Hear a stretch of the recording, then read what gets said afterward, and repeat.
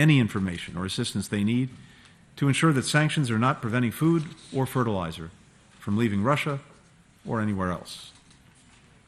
As with its decision to start this unjustified war, responsibility for the disruption of these supplies and the suffering that it's causing around the world lies squarely and solely with the Russian government.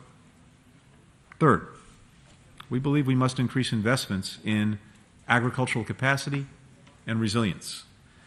That's what the United States is doing through our Feed the Future program, which will invest $5 billion in more than 35 countries over 5 years, as well as our longstanding support of international agricultural research centers.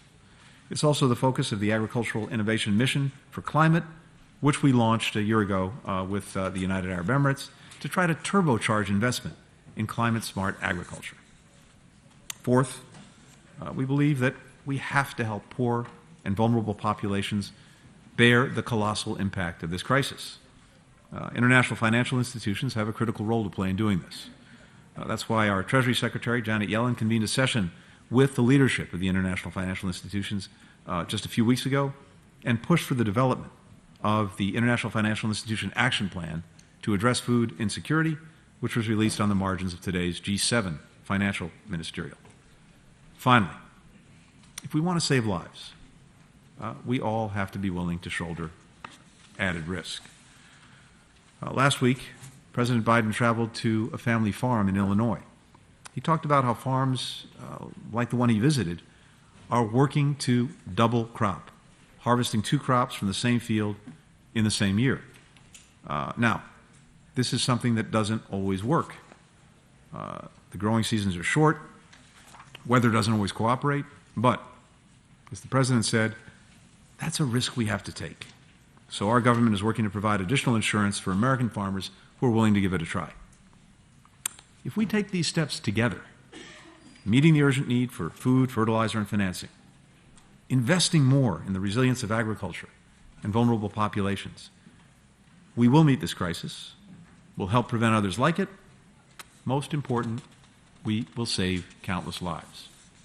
That's what's at stake, but I'm convinced that if we come together, we can address this challenge. So thank you so much again for being here. It's now an honor and a privilege to give the floor to the Secretary General, who has been a leader in rallying the response to this crisis. Mr. Secretary General. Secretary Blinken, Excellencies, ladies and gentlemen. 2 weeks ago, I visited the Sahel region of Africa, where I met families who do not know where their next meal is coming from. Severe acute malnutrition, a wasting disease that can kill if left untreated, is rising. Farm animals are already dying of hunger. Leaders told me that because of the war in Ukraine, on top of the other crises they face, they fear this dangerous situation could tip into catastrophe. They are not alone. Global hunger levels are at a new high.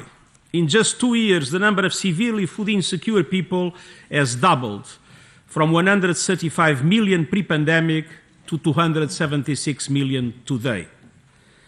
More than 500,000 people are living in famine conditions, an increase of more than 500% since 2016. As we will discuss in the Security Council tomorrow, these frightening figures are inextricably linked with conflict as was cause and effect. If we do not feed people, we feed conflict. The climate emergency is another driver of global hunger. Over the past decade, 1.7 billion people have been affected by extreme weather and climate-related disasters. The economic shock caused by COVID-19 pandemic has compounded food insecurity, reducing incomes and disrupting supply chains. An uneven recovery from the pandemic has already put many developing countries on the brink of debt default and restricted access to financial markets. And now, the Russian invasion in Ukraine is amplifying and accelerating all these factors: climate change, COVID-19, and inequality. It threatens to tip tens of millions of people over the edge into food insecurity, followed by malnutrition, mass hunger, and famine in a crisis that could last for years. Excellencies, between them, Ukraine and Russia produce almost a third of the world's wheat and barley and half of its sunflower oil. Russia and Belarus are the world's number 2 and 3 producers of potash, a key ingredient of fertilizer. In the past year, global food prices have risen by nearly 1/3, fertilizer by more than half, and oil prices by almost 2/3. Most developing countries lack the fiscal space to cushion the blow of these huge increases. Many cannot borrow because markets are closed to them. Those that are able to borrow are charged with high interest rates that put them at risk of debt distress and default. If high fertilizer prices continue, today's crisis in grain and cooking oil could affect many other foods, including rice, impacting billions of people in Asia and the Americas. High rates of hunger have a devastating impact on individuals, families, and societies. Children may suffer the lifetime effects of stunting. Millions of women and children will become malnourished. Girls will be pulled from school and forced to work or get married, and families will embark on dangerous journeys across continents just to survive. Excellencies, ending hunger is within our reach. There is enough food in our world now for everyone if we act together. But unless we solve this problem today, we face the specter of global food shortage in the coming months. I see 5 urgent steps for governments, international financial institutions, and others to solve the short-term crisis and prevent long-term catastrophe. First, we must urgently reduce the pressure on markets by increasing supplies of food and fertilizers. There should be no restriction on exports, and surpluses must be made available to those most in need. But let's be clear, there is no effective solution to the food crisis without reintegrating Ukraine's food production, as well as the food and fertilizer produced by Russia and Belarus, into world markets despite the war. Russia must permit the safe and secure export of grain stored in Ukrainian ports. Alternative transportation routes can be explored, even if we know that by itself they will not be enough to solve the problem. And Russian food and fertilizers must have unrestricted access to world markets without indirect impediments.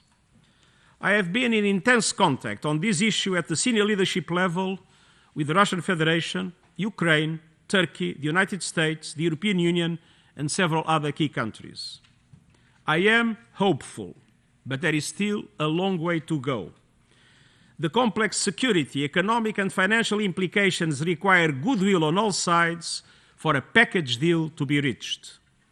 I will not go into details because public statements could undermine the chances of success. Second, social protection systems need to cover everyone in need with the right combinations of food, cash, and support for water, sanitation, nutrition, and livelihoods, which in turn means third, finance is essential.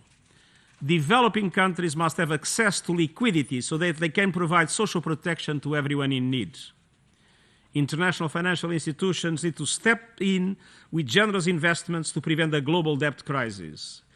There is no answer to the food crisis without an answer to the finance crisis.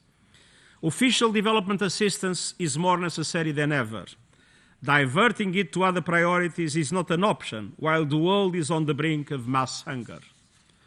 Fourth, governments must bolster agricultural production and invest in resilient food systems that protect smallholder food producers. At today's prices, farmers cannot afford seeds, fuel, and fertilizers. Governments must be able to support them with subsidies and connect them to markets. Fifth, humanitarian operations must be fully funded to prevent famine and reduce hunger. Humanitarian organizations have a proven track record of preventing famine, most recently in South Sudan and Yemen. But they need resources, and those resources must be used for maximum good by exempting humanitarian food purchases from taxes, sanctions, and other restrictions. Excellencies, we are closely monitoring the global food security outlook and using our convening power to push for immediate steps. The Global Crisis Response Group on Food, Energy, and Finance is tackling the impact of the crisis on vulnerable people, identifying and pushing for solutions. The food crisis has no respect for borders, and no country can overcome it alone. Our only chance of lifting millions of people out of hunger is to act together urgently and with solidarity. Thank you. Mr. Secretary General, thank you very much for your important words and also for the very concrete suggestions and ideas that you put on the table. It's a pleasure now for me to give the floor to my friend, the representative from Senegal and current African Union President. Merci beaucoup. Monsieur le secrétaire d'État Blinken, Monsieur le secrétaire général des Nations Unies, mes chers collègues ministres, Mesdames et Messieurs, Monsieur le secrétaire d'État Blinken, je voudrais avant tout, au nom du président Macky Sall, président en exercice de l'Union africaine, vous remercier très particulièrement de l'invitation que vous nous avez adressée et de l'appel urgent que vous nous avez lancé afin de prendre à bras le corps la grave et lancinante question de la sécurité alimentaire mondiale. Je voudrais tout aussi saluer l'engagement de Monsieur le secrétaire général Guterres pour les causes nobles qu'il défend en vue de promouvoir un monde solidaire, uni dans la paix et dans la sécurité. Il y a encore quelques jours, Monsieur le secrétaire général, vous le rappeliez lors de votre passage à Dakar pour faire une visite au continent africain. Et nous l'avons particulièrement apprécié. En ces moments troubles que vit le monde, où l'incertitude plane sur notre avenir commun, des craintes de pénurie généralisée de denrées alimentaires et d'intrants agricoles habitent tous les États et tous les peuples, mais notamment ceux d'Afrique. C'est donc dire que notre rencontre de ce jour est pertinente, puisqu'elle doit témoigner de la solidarité dont nous devons faire montre, une solidarité agissante pour éviter de tomber dans le gouffre de tous les maux. Ces mots pour l'Afrique, ils ont pour nom la famine, la malnutrition, la pauvreté, la dette, les conflits armés, les changements climatiques, le faible taux de vaccination contre la COVID-19, pour ne citer que ceux-là. De ce point de vue, et vous l'avez dit, la situation de l'Afrique est plus que préoccupante. Mesdames et messieurs, pour l'Afrique, nous devons faire un constat à partir des chiffres qui nous parlent.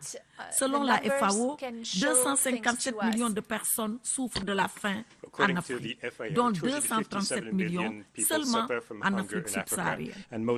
Selon le Programme alimentaire mondial, la sécheresse menace 20 millions de personnes de famine dans la corne de l'Afrique. La pandémie Covid a déjà provoqué une contraction économique de 3,2%. Et elle a fait basculer 55 millions d'Africains dans la pauvreté. Parmi les 80 pays en situation d'endettement dans le monde, la majorité se trouve en Afrique. Voilà le constat que nous devons faire. À ce tableau sombre est venu s'ajouter les effets de la guerre en Ukraine. Nous vivons donc en Afrique une situation exceptionnelle. Cette situation nécessite des mesures exceptionnelles. Voilà pourquoi nous sommes heureux de l'invitation que vous nous avez lancée à venir réfléchir avec vous. Notre conviction, elle est faite que quelles que puissent être les difficultés, et vous l'avez dit tous les deux, quelles que puissent être les difficultés que nous traversons, nous avons en nous-mêmes les capacités de les surmonter si nous voulons les surmonter et si nous y croyons. Et je pense que nous y croyons. Alors que faire? Que faire après le constat? L'Afrique voudrait vous proposer quelques pistes de solutions. La première, nous pensons qu'en posant des actes forts, nous devons contenir par tous les moyens l'inflation par un soutien financier multilatéral beaucoup plus important, plus concessionnel, moins conditionnel. Cela permettra aux pays en développement de résister au choc économique et financier. J'invite donc le G7, le G20, le FMI, la Banque mondiale à réactiver l'initiative de suspension du service de la dette telle que proposée par le groupe de réponse à la crise mondiale que vous avez mis en place, Monsieur le secrétaire général, et dont le président Macky Sall, en sa qualité de président de l'Union africaine, est un des champions. Nous pensons que cette solution sera à même pour nous de faire face à la crise alimentaire pour rééchelonner les échéances de 2 à 5 ans. La deuxième solution, c'est de transférer les droits de tirage spéciaux des pays riches aux pays africains. Vous l'avez également dit, selon des modalités à convenir. L'Afrique attend 650 milliards de dollars. Africa has $256 billion. Well, as of now, we have only received $33 billion, so the gap is enormous. The third option is to encourage social spending for the most vulnerable sectors of the population.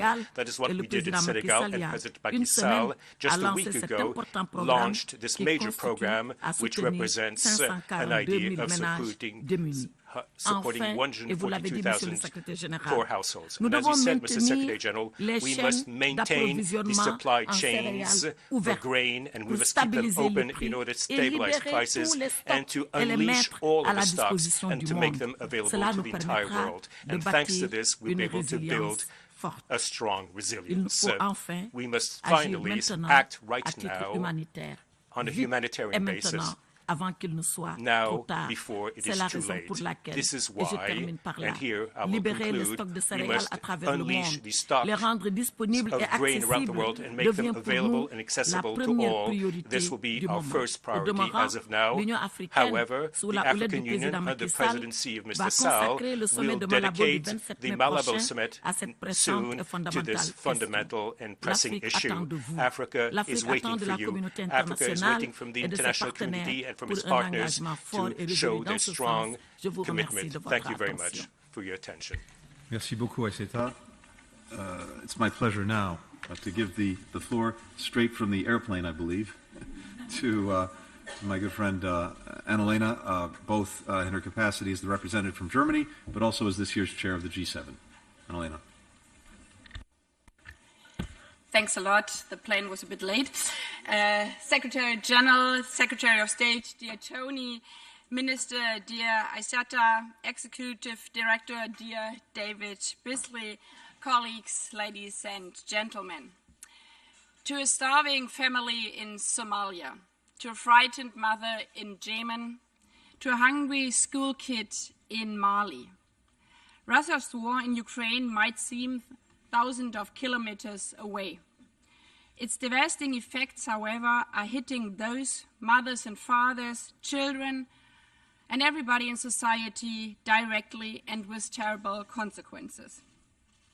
Russia is not only leading its brutal war with tanks, missiles, and bombs, Russia is leading its war with another terrible but more silent weapon: hunger and deprivation.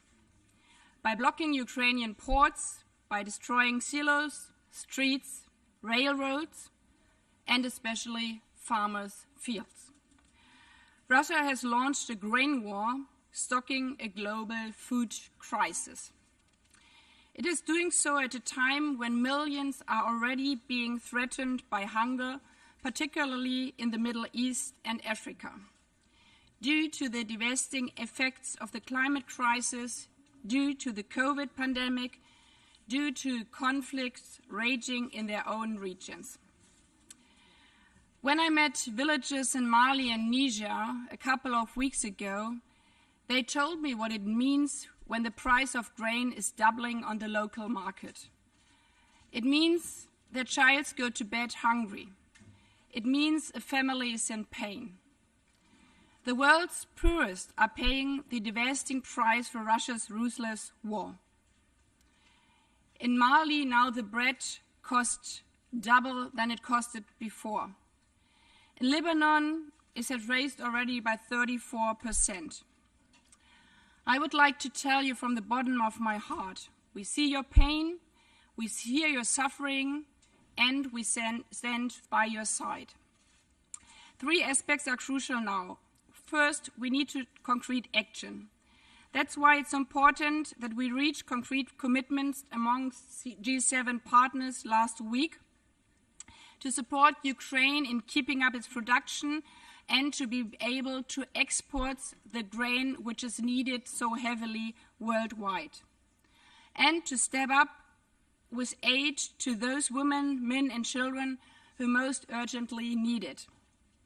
Overall, Germany is providing 4 billion euros related to food security this year. But, and this is my second point, we must also look beyond the here and now. The bitter truth is that the global food crisis will not be solved overnight. That's why we must focus on all the factors contributing to hunger. We must tackle the climate crisis. We must help farmers become less vulnerable to droughts, floods, and extreme rains. We must also continue our fight against COVID, making sure nobody is left behind. As G7 foreign ministers, we have just agreed on an action plan to support vaccination campaigns in the global south with almost $4 billion. We will only succeed, and you have underlined this, if we work together. And this is my third point. That's why I would like to thank you, Tony, for bringing us together today. That's why, Secretary General, we thank you for launching the Global Crisis Response Group, a crucial initiative because this debate needs to be inclusive, with a global reach, bringing together donors and those in need. And that's also why we will use our G7 presidency to push this crucial battle. The Global Alliance for Food Security that was initiated by the G7 and will be launched tomorrow is one important step. It will feed into the UN level. Colleagues and friends, don't fall for Russia's disinformation campaign. There are no sanctions, not a single one, on grain exports or fertilizers. There are no sanctions impeding humanitarian aid. Let's be very clear. It's Russia's ruthless war that is putting millions at life and at risk. But we won't stand idle by. We will act. At this time, when an inhuman war is causing such terrible suffering across the globe, that's a matter of responsibility, of solidarity, and of humanity. And that's why we are all here to stand with the poorest. Thank you. Thank you, Minister Verbach, very much. Mr. Secretary General, thank you for starting us off. Greatly appreciate everything you're doing every day on this. Thank you. So now I would like to turn to the Executive Director of the World Food Program, David Beasley. David, the floor is yours.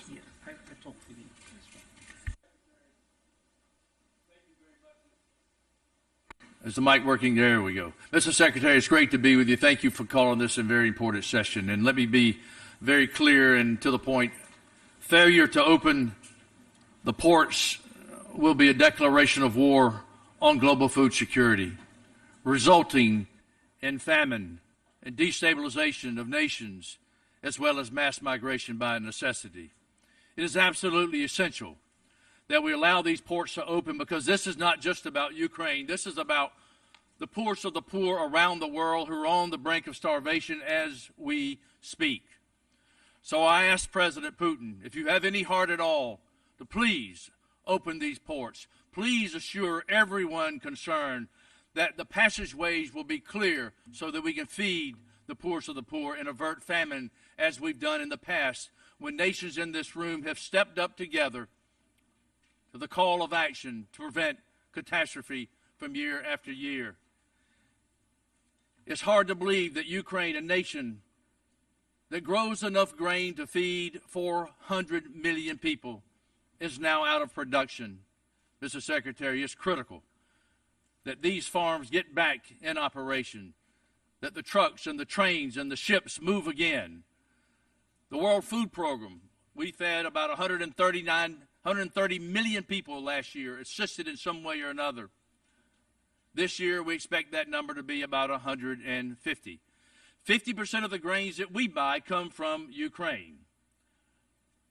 But there's also 7.6 other billion people that depend upon the markets for grain, the commodities that all in this room produce, and the market volatility that has been created by this war is something that the world, in a fragile time like this, after years of conflict, COVID, and climate shocks, the world is too fragile. Mr. Secretary, over 25 nations depend on 50% or more of their grain from this region. Your numbers that you gave and the Secretary General of how much food is produced in this region is a serious matter as it can possibly be. Our operational cost because of fuel, food price increasing, shipping costs is already increased over $71 million per month. That means we will be feeding 4 million less people in a time where there's unprecedented increase in global food insecurity. When I started this job just 5 years ago, there were 80 million people marching to starvation. Not chronic hunger, that's another number. It jumped right before COVID to 135. COVID comes along with the economic ripple effect. Of course, you've got to ask the question, why did it jump? It was war and conflict and climate shock. And then COVID comes along with economic devastation of the poorest of the poor countries. $30 trillion or more economic stimulus packages passed. We thought that COVID would be behind us, only to see it ripple again and again and again. And the poorest of the poor countries don't have the safety net finances that they need because they're in so much debt now. It's a very, very fragile time on planet Earth. The world is on fire. We have solutions. We need to act, and we need to act now. The silos are full. Will are the silos full? Because the ports are not operating. Why are the ports not operating? Because there's a blockade that will not allow the food that will feed the world to pass. The farmers need to be back in the field. We need to get those silos empty, but we can't do it without the ports being operational. So, Mr. Secretary, I do want to say a special thanks to the United States, and I say this from the bottom of my heart. I have seen Democrats and Republicans fight over everything, but this week when I saw them coming together for extraordinary cooperation on international food security and humanitarian response to the Ukraine crisis, it warms my heart and gives me hope. And many of you in this room have been stepping up for the last few years. Thank you very much, but there are others in this room that need to step up more than you have. The world is on fire. Don't be penny wise and pound foolish at a time like this. Germany did a very simple study just a year ago that showed in the Syrian crisis with 1 million refugees that ended up in Germany. And guess what? Refugees don't want to leave home. But if they don't have food to any degree of peace, they would do what every single person in this room would do as a mom and dad. They would leave to get that peace. But those 1 million that we could have fed inside Syria for 50 cents a day ended up for $125 billion at over $70 a day inside Germany. In the United States, we're now facing 5 times the number of people talking about migrating from Central America toward the United States border. Just in the past year, that number has increased that much. So it's going to cost us if we don't respond strategically and effectively. So, Mr. Secretary, thank you. The time is of the essence. Mr. Director, thank you very much for that intervention, and thank you for your leadership every single day, really on the front lines of this crisis. I'd now like to give the floor to the representative from Yemen.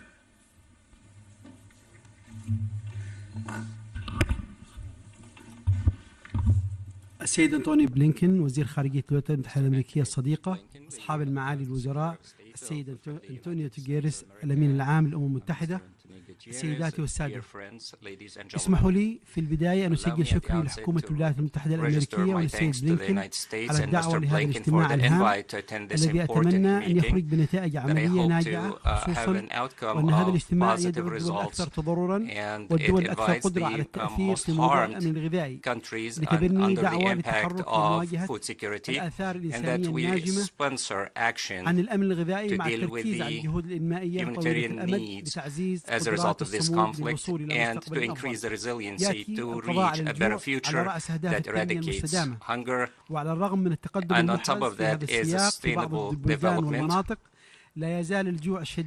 In some areas, hunger and malnutrition represent main hurdles against development in many countries, particularly those that suffer from conflict. In this vein, allow me to talk about the situation in my country as one of the countries suffering the most and the one suffering the worst humanitarian crisis in accordance with the United Nations reports. And in accordance to the IPC reports and the World Food Organization, 4 million Yemenis need help and 20 million face hunger. The level of malnutrition amongst women and children is very high. This dark picture in Yemen is a result of the Houthi militias' actions in Yemen since year 2014.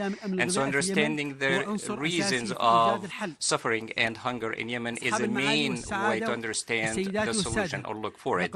Ladies and gentlemen, Your Excellencies, the truce reached by the envoy of the United Nations Secretary General gave a window of hope for Yemenis, and the government continues to cooperate and show flexibility to achieve a level of alleviating the suffering of Yemenis and cooperating with the United Nations and humanitarian aid organizations and trade, enabling Yemenis to move in and out of the country. And we do not want to see this window shut in the face of Yemenis due to the transience of the Yemeni Houthi militias and their insistence to achieve political gains and violating the truth and opportunities of achieving peace and ending war. Ladies and gentlemen, Yemen suffers from many factors that complicate the issue of food insecurity, and it is aggravated today due to the effects of the world food markets due to the conflicts around the world, especially the conflict in Ukraine. Yemen imports a lot of its food needs from Russia and Ukraine, and as such, its fragile situation is easily impacted by any instability in the international markets. And so we stress the need to pay close attention to the countries that suffer food insecurity and give them greater attention to avoid famine and disaster that are difficult to confront. And in our meeting today, with the initiative to confront food insecurity, there is a number of possibilities. Number one, to pressure Houthis to stop their violations of the truth and put the humanitarian needs first and foremost, and going with a goodwill into negotiations to bring peace in Yemen. Solutions should be long-term and focus mainly on improving resiliency to the most vulnerable groups and to gradually get rid of monetary assistance. And here we stress on the need to connect both social and humanitarian aspects and increasing resiliency through all programs and humanitarian interventions. To achieve that, we should work with governments and beneficial governments to increase their capacities, their technical abilities, and reaching technological solutions to improve the national economy and creating employment opportunities. We should work to support less developed countries, particularly those who are living through conflict or post-conflict, and to deal with the climate change, as well as dealing with the COVID pandemic. The invite to act should be inclusive to bring a global movement to avoid the results of wars and conflicts and to ensure the flow of supply chains and to counter inflation and price increases. We should give priority to Yemeni wheat importers to reach the markets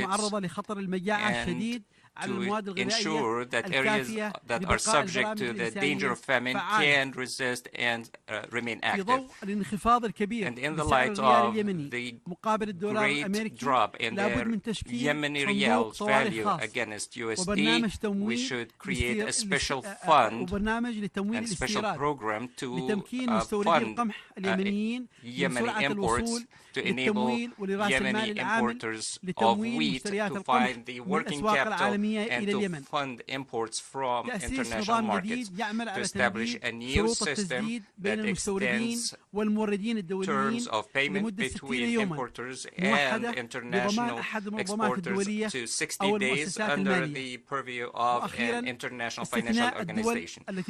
Finally, to exempt countries that suffer from humanitarian crises from the export exemptions by some countries. Thank you very much. Ahmed, thank you very, very much. I'd now like to turn to the Foreign Minister from Italy, Luigi Di Maio. Luigi. Thank you very much.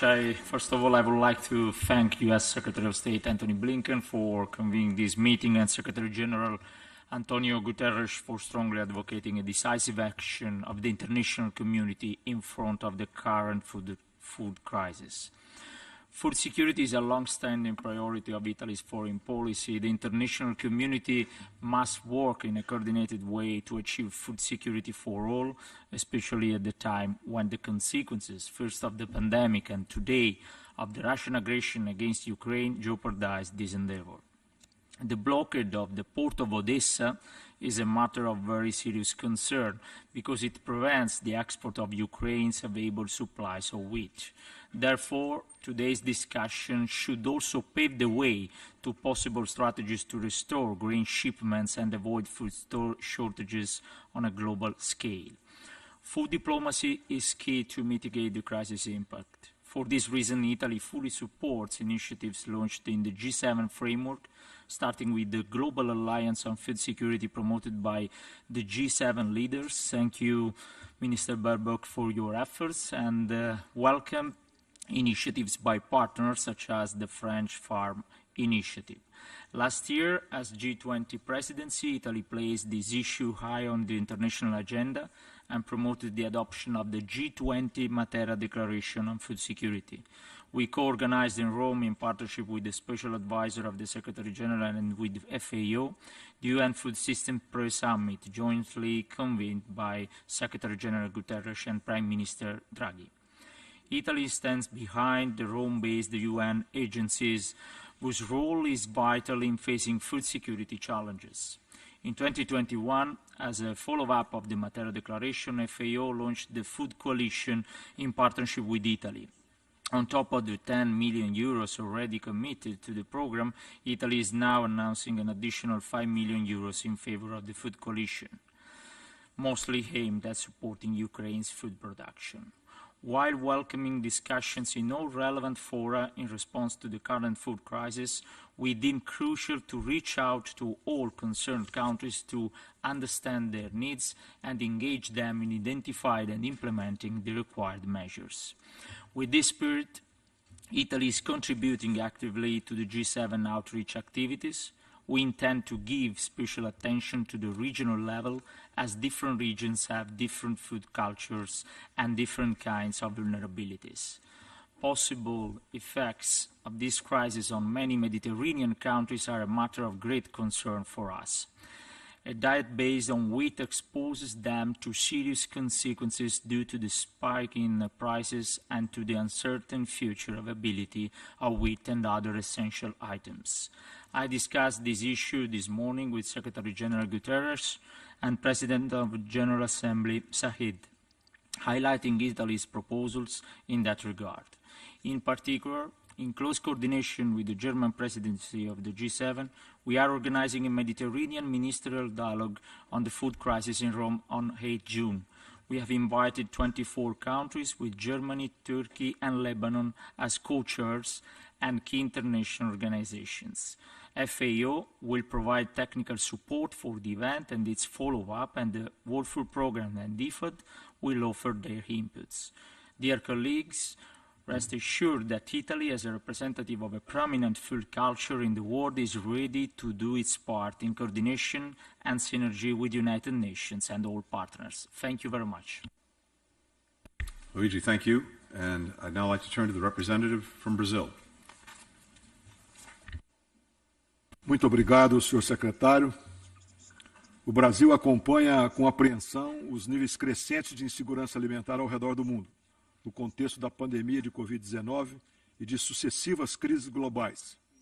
Após décadas de notável e contínuo progresso, o número de pessoas que passam fome no mundo voltou a crescer, o que nos distancia da meta de erradicação da fome até 2030, estabelecida nos Objetivos de Desenvolvimento Sustentável. Para reverter essa tendência, a solidariedade e a cooperação, mais do que nunca, devem pautar nossa conduta e nossas ações. preocupam particularmente ao Brasil os impactos do conflito na Ucrânia, assim como de medidas conexas adotadas. Seus efeitos deletérios não apenas comprometeram a importante produção e exportação de alimentos daquele país, como também desestruturaram profundamente as cadeias globais de suprimentos de commodities. Insumos essenciais, como os fertilizantes, estão expostos ao risco da escassez e da alta de preços. Como sempre, os países em desenvolvimento e os grupos mais vulneráveis são desproporcionalmente afetados. Há sérios riscos de recrudescimento da insegurança alimentar e da fome, em especial nos países importadores líquidos de alimentos. Como um dos maiores produtores e exportadores de comidas do planeta, posição que alcançamos por meio do desenvolvimento de um modelo de agricultura tropical altamente eficiente, no qual coexistem diferentes sistemas de produção. O Brasil está mais do que pronto para fazer sua parte no fornecimento de alimentos. Nas últimas 5 décadas, apostando em ciência e inovação, utilizamos a tecnologia para expandir a produção, a partir do aumento da produtividade com sustentabilidade. Alcançamos até 3 colheitas por ano na mesma área. Com menos de 30% do nosso território dedicados à agricultura e à pecuária, provamos que a agricultura pode ser fonte de crescimento econômico, inclusão social e preservação ambiental. Estamos cientes de nossa responsabilidade como fornecedores confiáveis de alimentos de qualidade, diante da crescente demanda global. O Brasil é um dos únicos países do mundo capaz de aumentar sua produção sem incorporar novas áreas à atividade produtiva. Entretanto, o sucesso do modelo brasileiro depende da integração das diversas cadeias produtivas de insumos e de produção de alimentos. No mundo globalizado, produzir não significa apenas plantar e colher. Inclui também garantir o suprimento de sementes, fertilizantes, defensivos e combustíveis, combinar tudo isso com tecnologia e distribuir os gêneros alimentícios pelo planeta. É por isso que a segurança alimentar, enquanto meta comum, é responsabilidade de todos. Nesse sentido, é crucial manter mercados abertos e evitar barreiras injustificadas, tanto às importações quanto às exportações. Fazemos um chamado para que a comunidade internacional reafirme seu compromisso com o livre comércio na agricultura, de modo a promover a prosperidade e contribuir com a luta contra a fome e a má nutrição. É necessário estimular um ambiente de negócios que permita um fluxo desimpedido do comércio internacional de alimentos e insumos.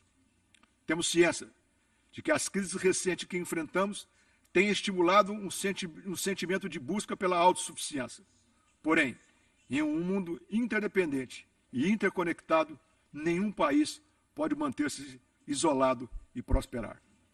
Além disso, devemos proteger os mandatos das organizações internacionais responsáveis pelo tema do comércio agrícola e da segurança alimentar, como a Organização Mundial do Comércio, a OMC, e a Organização das Nações Unidas para a Alimentação e Agricultura, a FAO, para que possam concretizar seus mandatos. Essas organizações devem manter-se focadas em suas prioridades fundamentais e evitar a politização e a polarização. Nesse período desafiador em que os fantasmas da doença e da fome voltam a nos assombrar, devemos reafirmar os princípios e valores fundamentais que nos permitiram trabalhar juntos no passado para promover a paz e enfrentar a fome, a solidariedade, a cooperação, o desenvolvimento sustentável e o livre comércio. O Brasil está pronto para fazer a sua parte. Muito obrigado. Thank you very much, Mr. Minister. I'd like to turn now to our colleague from Ghana.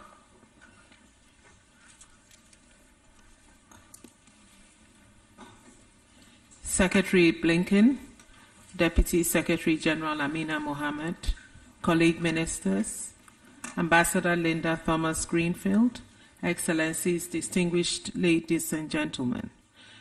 The call this afternoon to action on global food security is both crucial and timely. A global food crisis triggered by the COVID-19 pandemic and its supply chain impacts is being aggravated and exacerbated by the ongoing war in Ukraine. As Dr. Adesina, the president of the African Development Bank testified before the U.S. Senate Appropriations Subcommittee on State and Foreign Operations a week ago, I quote, "The magnitude of food price increases and disruptions caused by the Russian-Ukraine conflict have hit Africa harder than other developing regions of the world, threatening to topple the continent's food systems already stressed by the COVID-19 pandemic," unquote. The ramifications indeed go beyond our food systems. Entire economies have been disrupted, with millions and millions experiencing severe economic hardships under conditions that threaten the stability of national life. The need for urgent and bold international action, both to respond to the humanitarian disaster unfolding in parts of Africa and to build resilience for the future, has never been more urgent. Let me thank the United States and you, Secretary Blinken, for your leadership on this vital global issue. I would like to make a few brief points on the way forward. First, we call for a global plan that ensures a well-sequenced, timely, systematic, and comprehensive response to the crisis that we face. That plan should support the implementation of the African Common Position for Sustainable Food Systems. It should address the $1.5 billion United States dollars Africa Emergency Food Production Plan and deepen support for existing initiatives that have shown great promise and which can serve as the global bulwark in diversifying risks and enhancing global redundancy, such as the West African Food Security Storage Strategy. Second, there is urgent need to strengthen and broaden partnerships in agricultural research and education, as well as in the provision of agricultural inputs such as fertilizers, seeds, and good agriculture practices. We commend the United States government's implementation of the Enhancing Growth through Regional Agricultural Input Systems program in West Africa and call on other partners to follow suit. In this connection, we welcome the Global Alliance for Food Security and the European Union's Food and Agricultural Resilience Finance Farm. Let me stress that whilst we support new and innovative initiatives, those should be additional steps and can be part of the longer-term response. Third, the collaborative efforts of the IMF and the World Bank in filling the financing gap in Africa in response to the COVID-19 pandemic provides a model for replicating and building resilience in middle and low-income countries in the face of the multiple impacts of COVID-19 and the war in Ukraine, including the effect of sanctions against the Russian Federation and the blockage of Black Sea ports. In the case of Ghana, the $100 million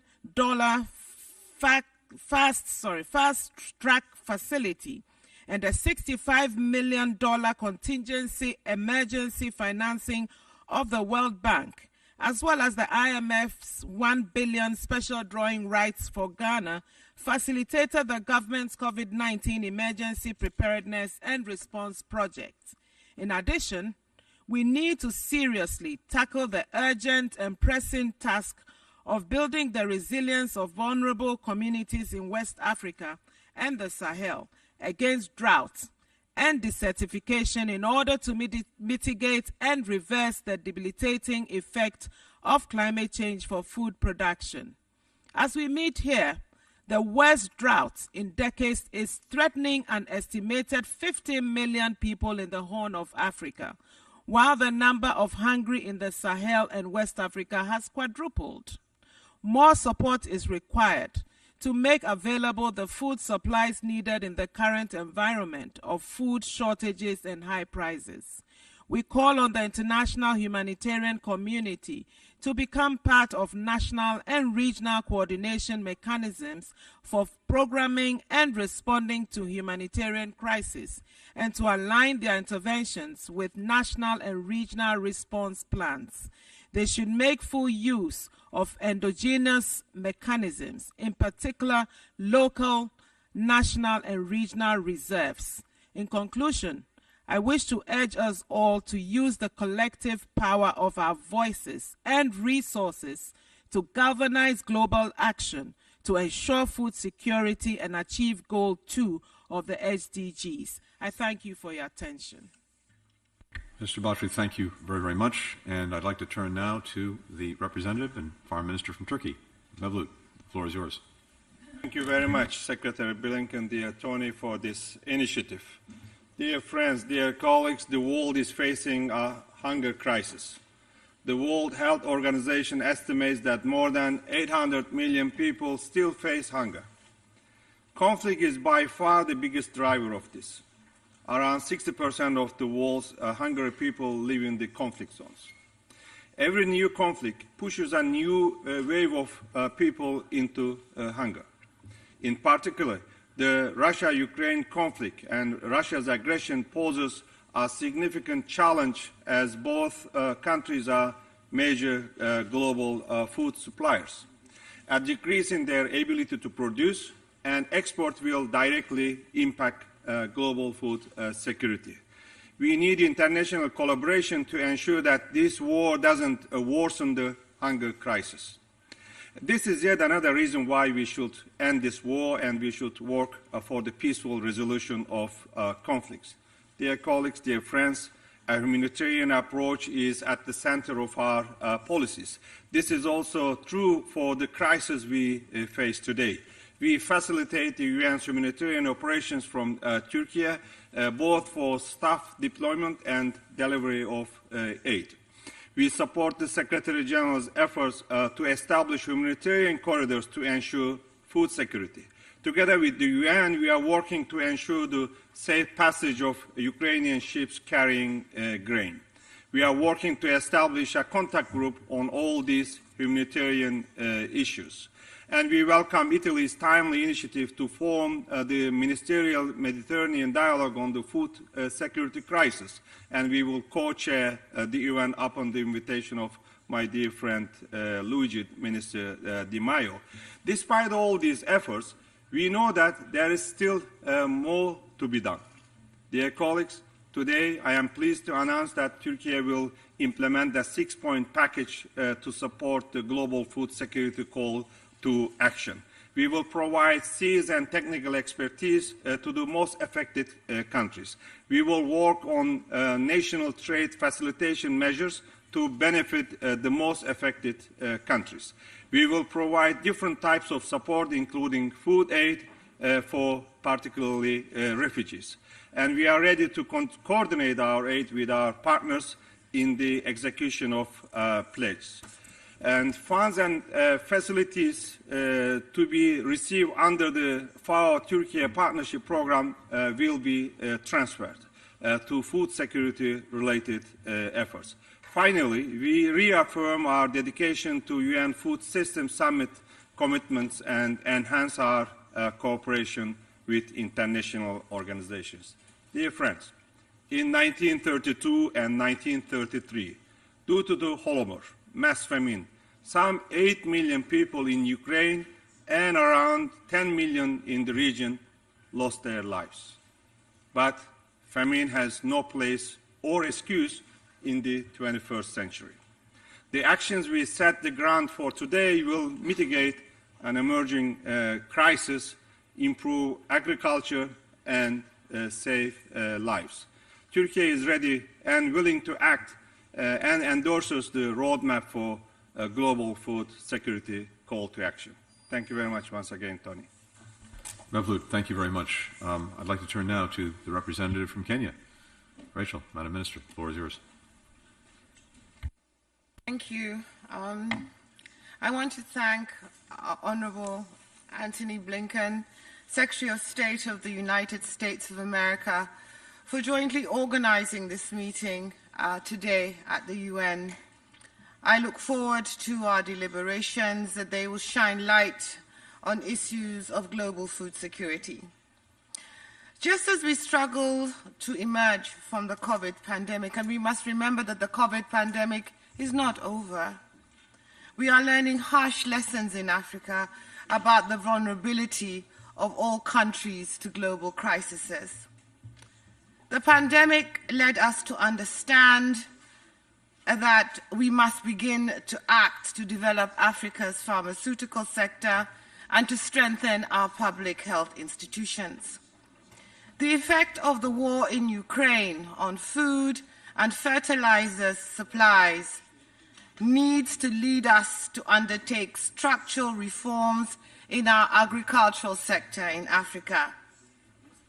We need to reflect on Africa's unfavorable integration into the world economic order and our susceptibility to shocks from afar. We need a global order that will release Africa from the shackles of dependency, the shackles of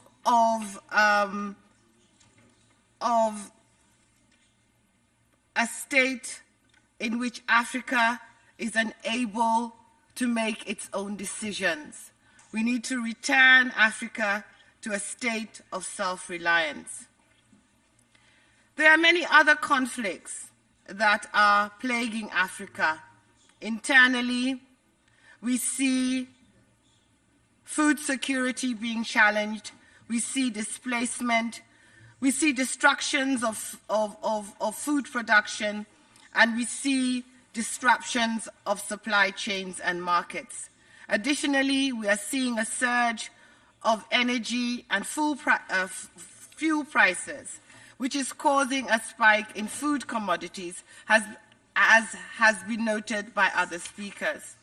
What we are witnessing, ladies and gentlemen, is threat conflation in Africa in unprecedented levels, and it is creating circumstances for real crisis on our continent. It is not sufficient for this status quo to continue. Indeed, in places like the Horn of Africa, the drought there is so serious that 200 million people are likely to go hungry this year.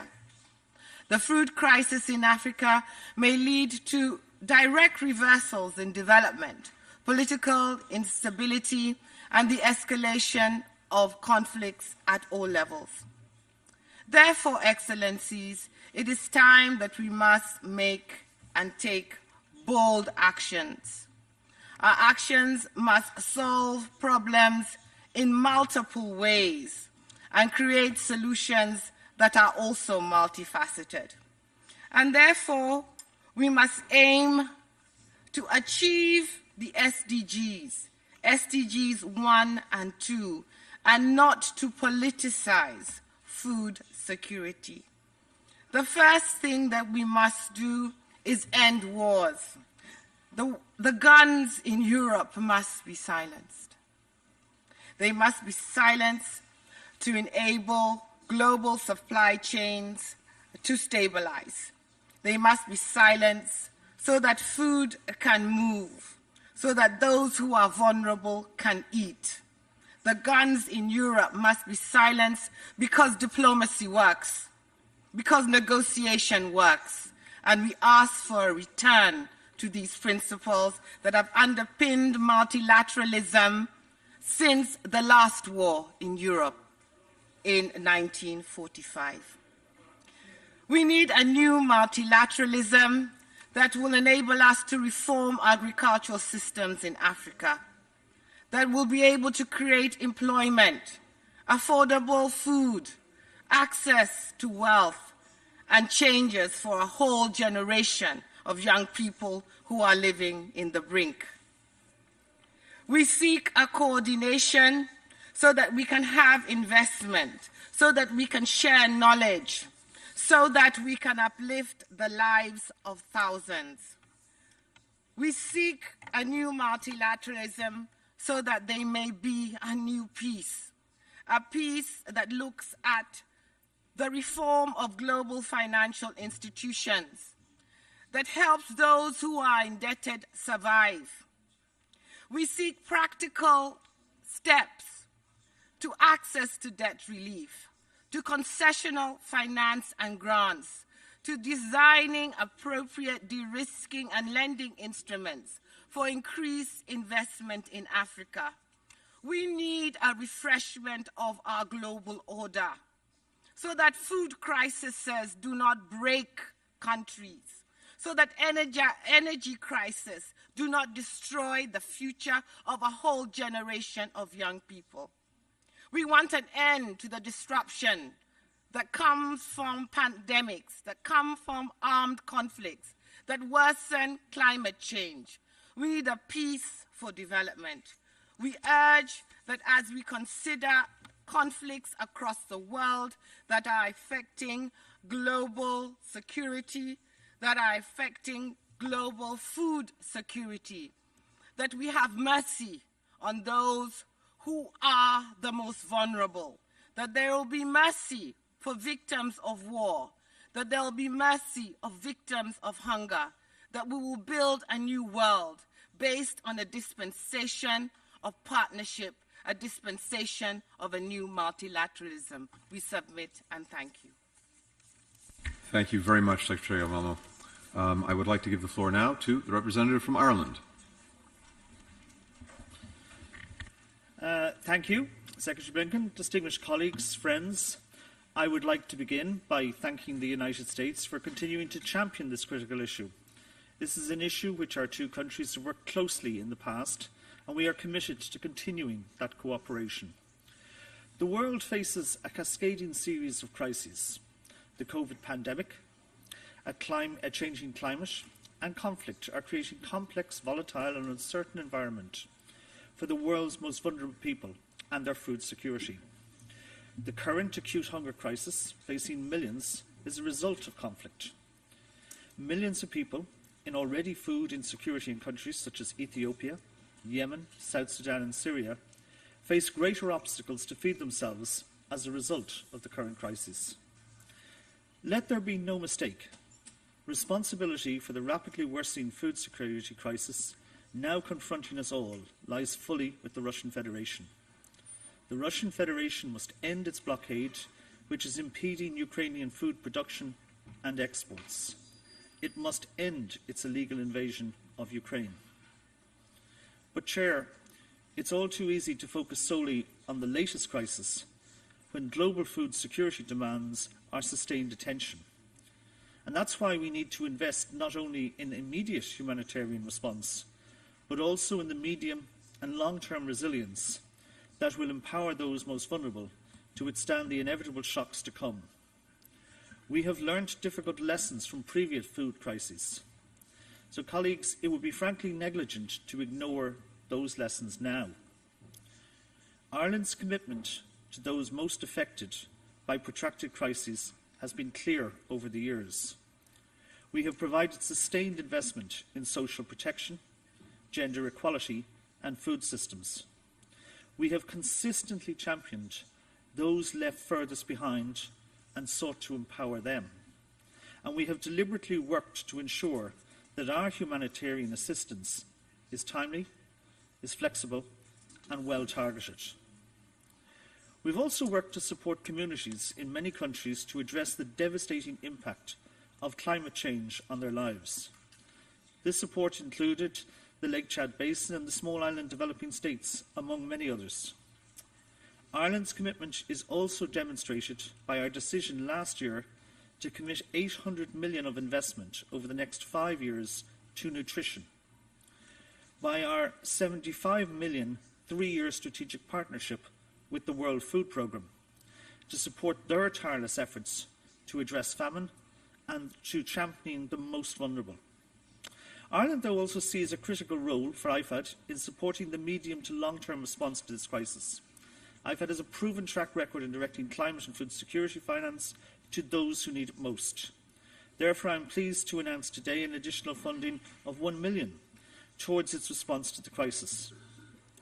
The ongoing efforts to establish a food systems coordination hub in the Food and Agricultural Organisation will also be essential to our collective efforts in working on food systems. And let's not forget to focus on food quality and nutrition, the right food at the right time to the right people. Only by building sustainable food systems as we all committed to last year at the Food Systems Summit, can we truly build long-term resilience and the basis for peace in many of the world's hunger hotspots. So, Chair, Ireland also fully supports the Secretary-General's Global Crisis Response Group on Food, Energy and Finance. This group can provide the necessary leadership to ensure a rapid, coordinated and coherent response that can mitigate the worst impacts of the current food insecurity crisis and save lives. However, as well as treating the symptoms, we must treat the disease. And as we'll discuss tomorrow, we must seek to prevent and end the conflicts that are now the biggest driver of hunger. Ireland will continue to use our voice as an elected member of the United Nations Security Council to emphasise the impact of conflict on global hunger. We will speak out against the use of starvation as a weapon of war and to champion coherent and coordinate responses to food security crises. We will continue to work to prevent conflict before it begins to end and conflicts before they result in hunger. Anticipatory and preventive actions are not only possible, but they are a moral obligation. Colleagues, our conversation today is a clear illustration of how critical it is that we come together now and that we act. Collectively, we have the understanding, we have the means, all we need is the will. Thank you, Chair. Thank you very much, Minister Brophy. I'd like to turn now to our colleague from Kazakhstan. The floor is yours, Mukhtar. Thank you. Mr. Secretary of State, distinguished colleagues, ladies and gentlemen, Kazakhstan is deeply concerned that armed conflicts remain a major factor causing or aggravating food insecurity and malnutrition, with the increasing number of people requiring urgent food aid. COVID-19 has further exacerbated the hunger in conflict-affected and vulnerable countries and regions. Under these circumstances, Kazakhstan calls on all parties to armed conflicts to comply with their obligation under international humanitarian law, including with respect to farms, markets, water systems, mills, food processing, storage sites, and hubs and means for food transportation. For its part, Kazakhstan has been consistently strengthening its agricultural capacity and building the infrastructure needed to export products to foreign markets. It has extensive transit and transport system for these purposes. In Central Asia, we continue our humanitarian assistance and work towards food security in Afghanistan specifically. We are cooperating with the UN system and international partners in this direction. The World Food Programme purchased 20,000 tons of Kazakh flour for Afghanistan in October last year, which was received by Afghan people in December. We are exploring options to expand this cooperation with the UNAMA office in Almaty and other partners. We invite the support and cooperation of all interested international agencies, including the Islamic Organization for Food Security located in Kazakhstan. Currently, this organization is implementing the Afghanistan Food Security Program, which includes projects on wheat flour, emergency food, water filtration, and cereals cultivation. My country is also ready to provide reliable routes for delivery of international humanitarian aid into Afghanistan. In his remarks to the Food System Summit last September, President Tokayev underlined the importance of global cooperation to solve this challenge. I wish to underscore that developing countries require a holistic security and development approach, since sustainable development is not possible without peace and vice versa. Such efforts should receive strong financial aid from development partners.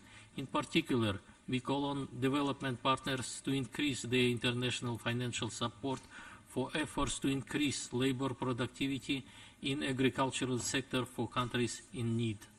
Ladies and gentlemen, I am glad to reiterate today Kazakhstan's long-standing commitment to be a reliable international partner, to share its experience in the relevant domains, and to play its part in cooperation with you all against hunger and food insecurity. Thank you.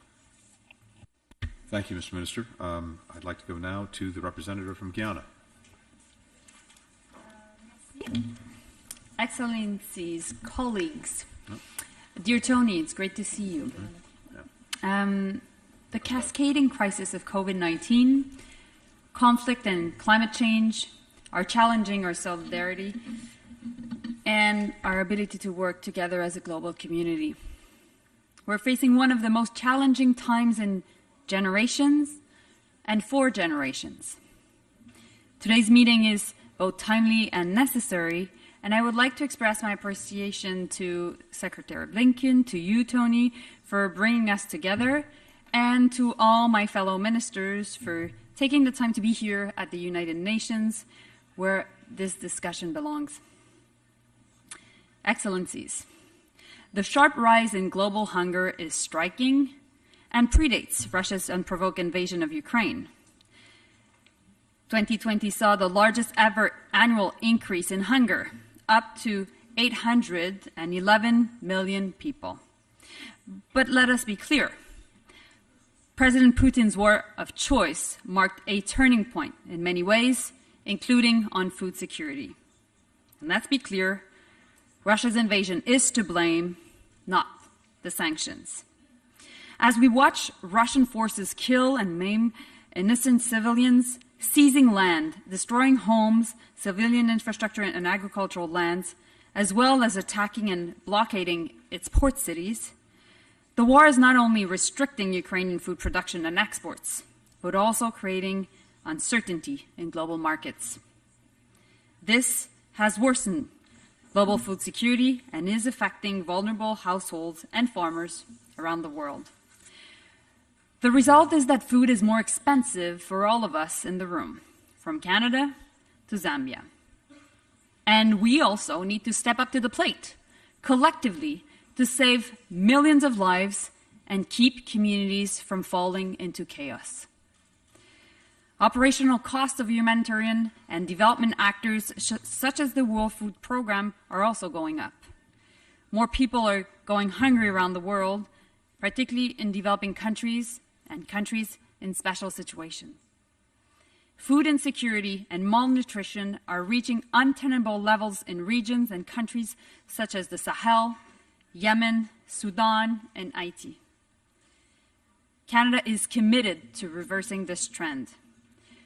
We're taking and will continue to take short, medium, and long-term actions to help respond to this multifaceted and complex crisis. Premièrement, il faut que le financement de l'aide alimentaire soit une priorité. Et au Canada, l'an dernier, le Canada a atteint un sommet en 20 ans. Reached a peak over 20 years in terms of agricultural funding. More than $300 million were used for emergency food aid, and we also responded to the Sahel, to the Lake Chad Basin, and to the Horn of Africa, as well as Afghanistan and Yemen. We're doing a lot. We've been doing a lot, but we need to do more, and that will be the case. And I must commend David Beasley for his great speech a bit earlier, but also for his work as the head of the World Food Programme, and we will continue to partner with the organization. Pour y parvenir, l'ONU doit être au cœur de notre approche. The UN needs to be at the center of our approach. Canada is a proud member of Hunger Zero Coalition and will continue to act in order to reduce formalities to fight against rising food insecurity at the national and international levels. This conversation is timely. We're hearing the call for help and the call to actions from friends in Africa, the Middle East, and Asia. Canada's approach will be bold, from providing funding at the multilateral level to logistical supply chain support to food inspectors and cargo shipments. We will get involved. We will free Ukrainian grains and countries will receive their shipments. To the Secretary General, of course, we will support his efforts to find peaceful and lasting solutions to get those grains out. We already call them freedom wheat. As a granddaughter of wheat grower and miller, I know how much our land must be cared for. Canada, as a major agricultural country, will also export to the world. Our farmers are in the field. Planting season has started. Let's hope Mother Nature is on our side. Canada is also a leader in potash. Many of you have reached out to us recently. We will work to get them to ports and to your parts of the world. Meanwhile, we're not sanctioning Russian and Belarusian fertilizers the same way our G7 partners are not, as mentioned by Anna-Lena. We will chart a path for a long-lasting solution on these issues. Excellencies, ces 2 dernières années ont mis à l'épreuve notre Over the last 2 years, our multilateral system was under trial. With COVID and such, we are in an emergency situation and we cannot fail. This crisis affects millions of people throughout the world. Thank you very much for this meeting, and I'm eager to hear more. Merci beaucoup, Mélanie. And Thank you very now, much, from Melanie. Canada to Guyana. I'm following orders, so let me... Thank you, Mr. Chair. Guyana is very pleased to be part of this forum and engagement. We think it's very representative of inclusiveness, and for a very small state, Guyana is punching above its weight. So it's a pleasure to be here to represent Guyana, but by extension, Mr. Chairman, I believe I'm also representing small states across the international system, because just looking at the list of speakers, I don't see any other small state representing, so I'm going to take on that additional responsibility, even though I'm going to be focusing heavily on what Guyana has been doing in terms of not only self-sufficiency, but its leadership within the region and nationally, which also feeds into how we shape global policy making at the multilateral level. So I would like to let you know, Mr. Chairman, from the offset, that Guyana does not only think global, we also act global as a very small state within the international system. For those who are not very familiar with Guyana, we have 18 million hectares of forest, valued at about $500 billion on the carbon market. 80% of Guyana's territory is covered by forests, which stores approximately 19.5 gigatons of carbon dioxide and removes approximately 154 million tons yearly of carbon dioxide. And as a country, we aim to maintain 99.5% of our forest as a global asset. So it is fair to say that we are punching above our weight and contributing immensely to the global good for this beautiful planet that we live on. Mr. Chair, resilience building cuts to the core of how we shape policies at the national level, because we're small and we are inherently vulnerable. We have challenges that we will have to live with perpetually, generation after generation. So for us, we feel very pleased to be part of a forum that speaks about resilience. At the multilateral level, we are working closely with the FAO on our country program, which we have already initiated between 2022 and 2026, working on 5 thematic areas: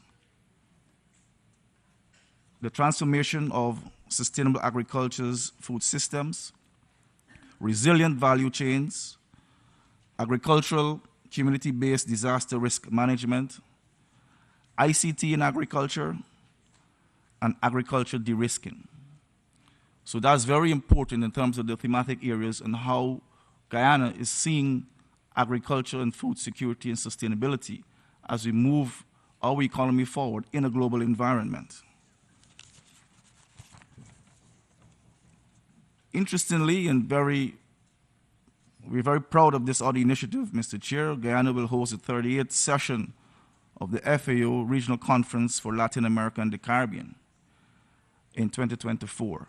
And that's promoting growth, development in the sector, which is the agricultural sector, to reliably and sustainably meet the food and nutrition need of that sub-region. So we have campaigned aggressively, and we got the support from GRULAC, thanks to GRULAC.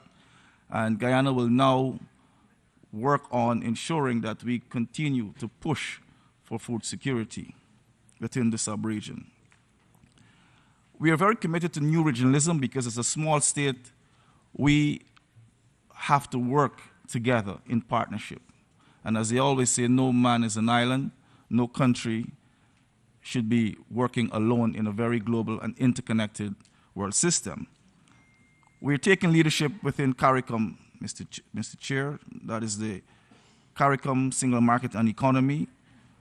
Under the leadership of President Ali, we're taking the lead responsibility for agriculture,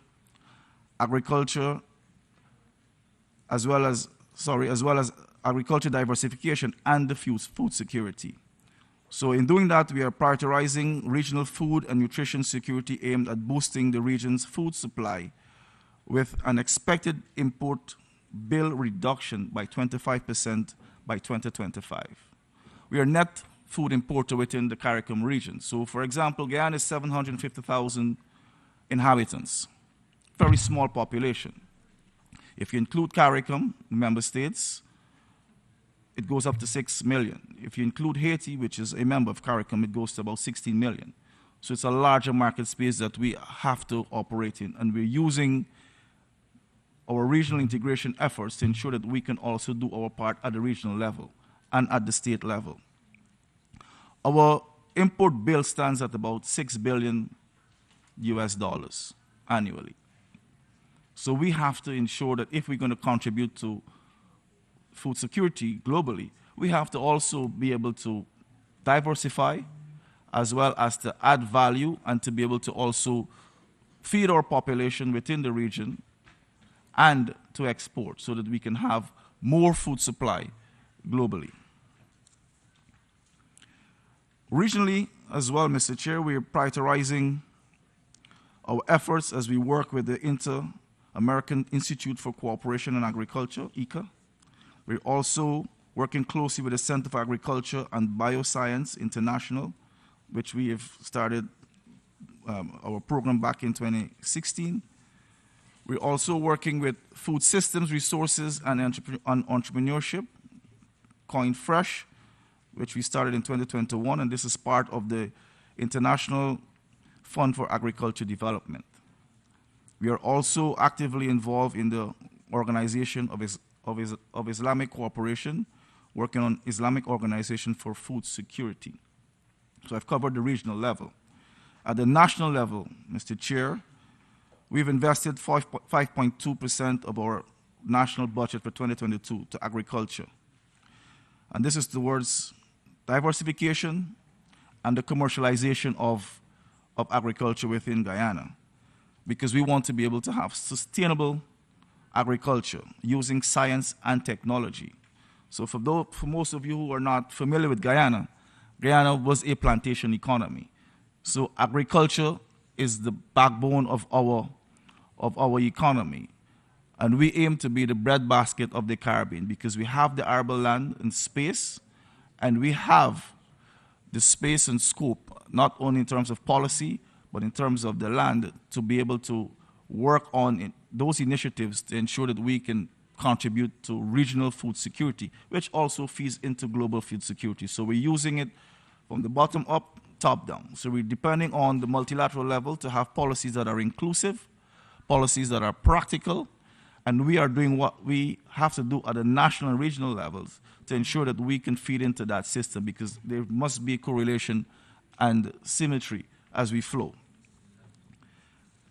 Tomorrow, Mr. Chair, we will be hosting in Guyana an agriculture investment forum and exposition, coined the theme investing in 25 by 2025, and that is the same program that we're using in CARICOM. And this is for promotion and engagement, informed dialogue among key stakeholders along the agriculture food value chain. So we've invited, and we're getting participation from about 7 heads of government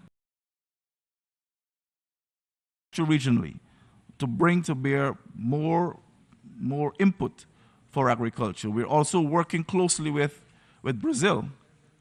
I know that my Brazilian counterpart could not make it, but the representative is here. We are working closely with Brazil to connect northern Brazil with our southern region to ensure that we can boost agricultural production there, especially in soya and corn. So, Mr. Chair, we have been working tirelessly at the policy level in Guyana to ensure that we can feed into that greater good that is of global concern for us. Of course, we sit at the periphery of the world system, but we are not shy. We are bold. We're committed. We understand the issues, notwithstanding our challenges, and we participate effectively in all of the engagements. Here at the Permanent Mission and all of our missions across the world, we are well synchronized. We understand the global issues. We understand the drivers. We depend on the G7 and the G20 to continue to provide leadership, importantly from the G20 because they have benefited immensely from global growth and global production. So we depend on that leadership to also include small states like Guyana, especially when we talk about addressing certain key issues that are very, very dear to us. Allow me to mention the Multi-Dimensional Vulnerability Index, which has been languishing for some time. I think we need to give attention to that so that we can really effectively assess how we graduate countries. Because even though we're small, and if we look at the GNI, sometimes it gives a misleading understanding of how well we're doing. But, Mr. Chair, one natural disaster can wipe out the entire economy of a small state, and that is how vulnerable we are. So financing for adaptation and resilience building, very important for us, because we have to commit a lot of our national budget towards a lot of the exogenous factors that we did not start or created.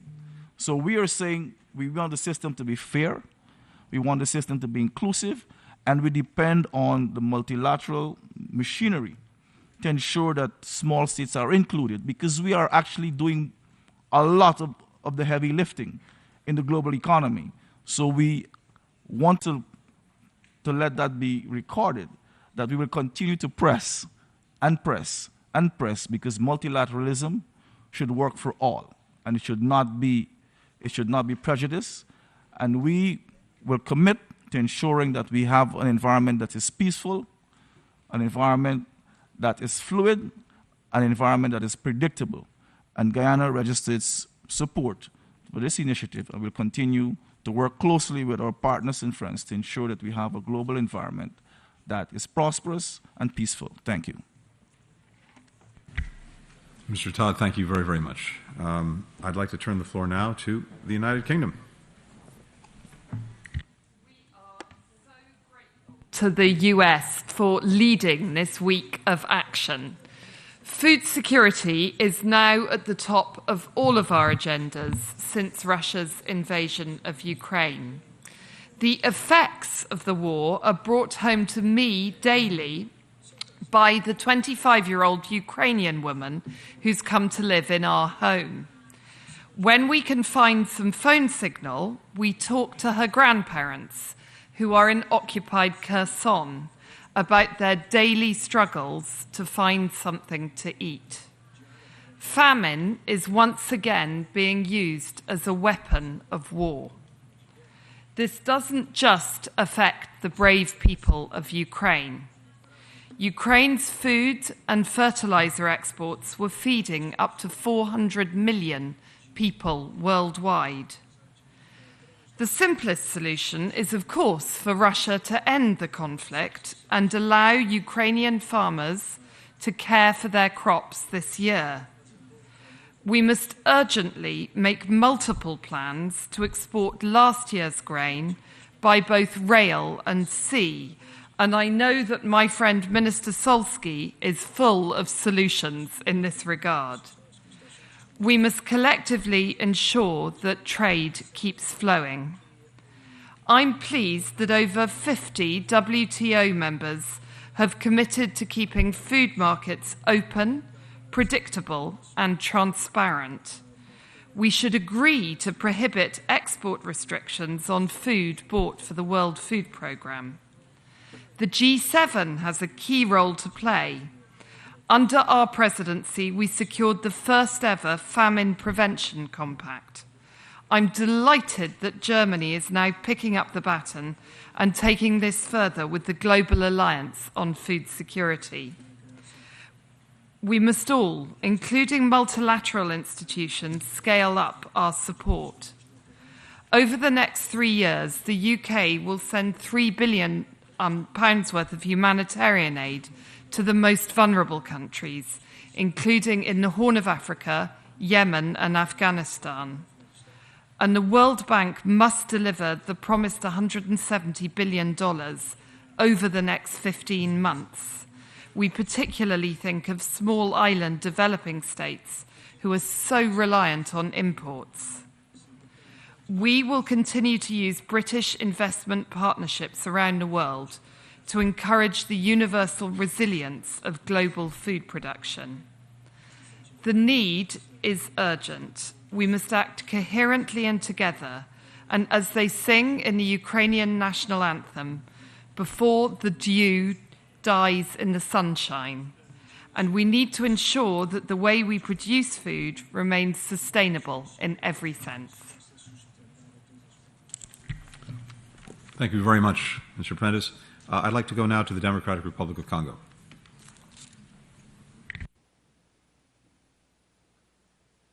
Excellences, Messieurs les secrétaires d'État, Excellencies, Mr. Secretary of State, first of all, please allow me to thank you for inviting us and thank you for the words that you sent to my country. Excellencies, ladies and gentlemen, en rapport avec la crise alimentaire et avec la résilience pour l'avenir, la République démocratique du Congo, mon pays, a mis en place une politique nationale de sécurité alimentaire et nutritionnelle en vue d'éradiquer la faim et la malnutrition sous toutes ses formes. Hunger and malnutrition in all its forms.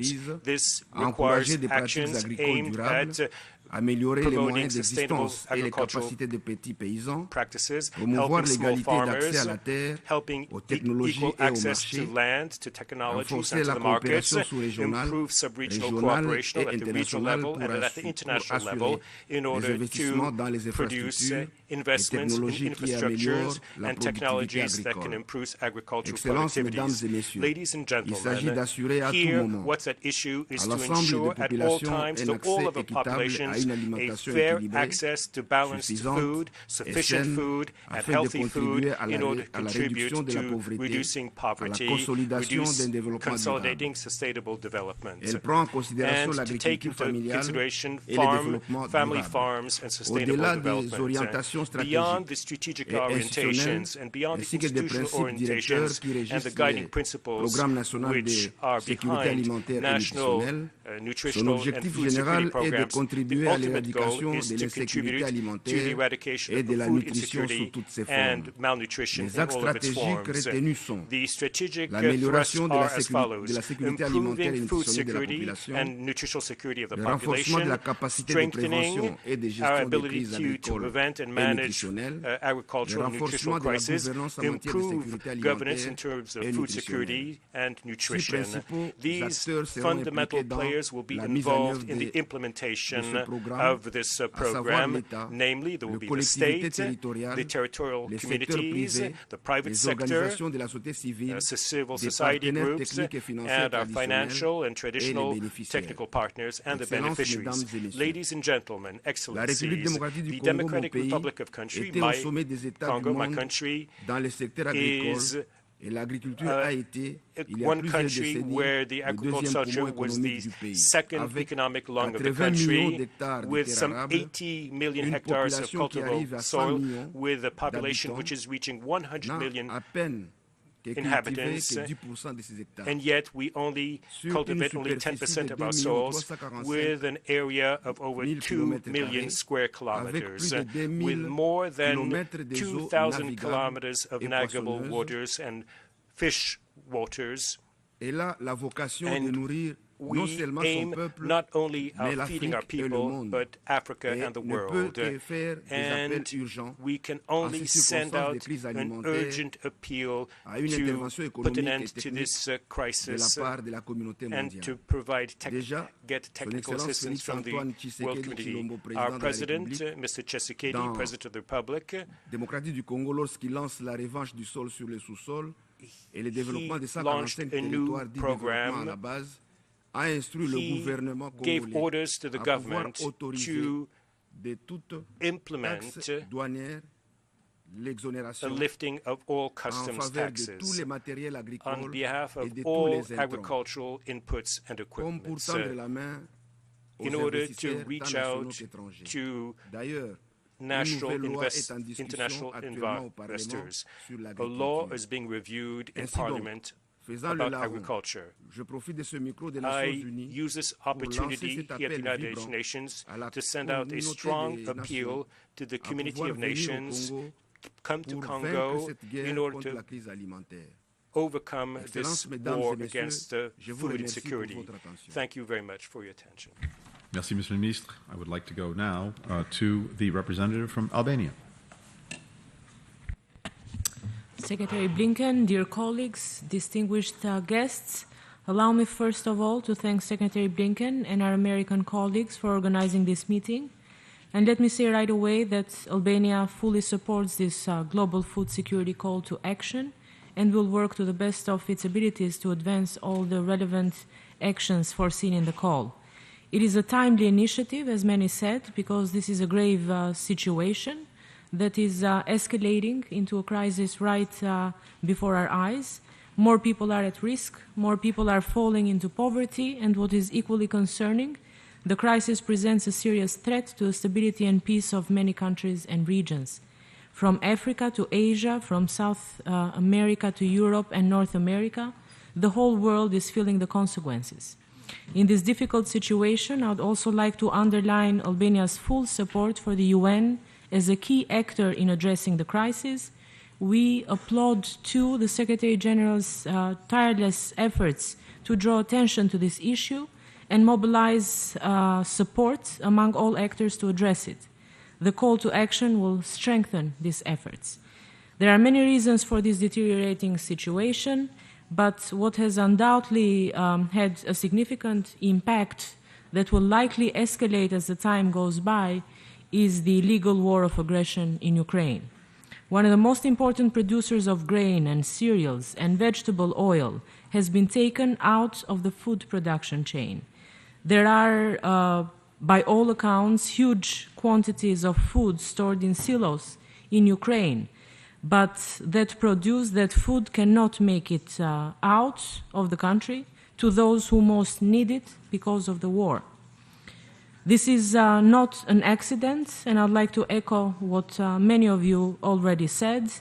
It is by now very clear that Russia has weaponized food just as it has weaponized energy and just as it has weaponized refugees and human suffering.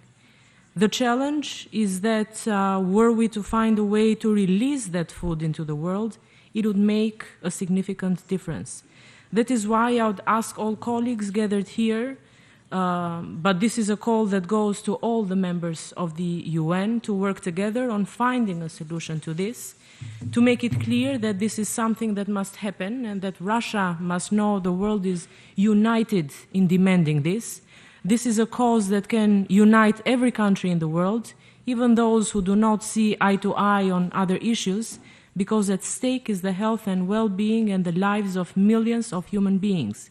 The world must make it clear that it will not stand for holding the world's poor and hungry hostage for the sake of political ambitions. Thank you for your attention. Alta, thank you very, very much. I'm now going to cede the chair to Ambassador Thomas Greenfield.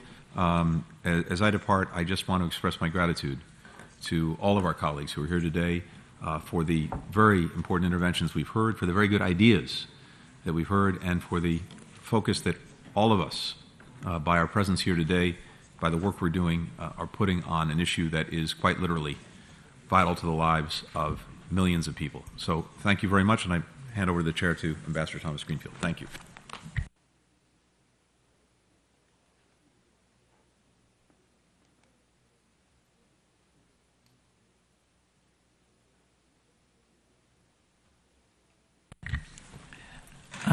Thank you. I now pass the floor. Let me see where I am. I now pass the floor to the representative from Lebanon. Thank you. And first, let me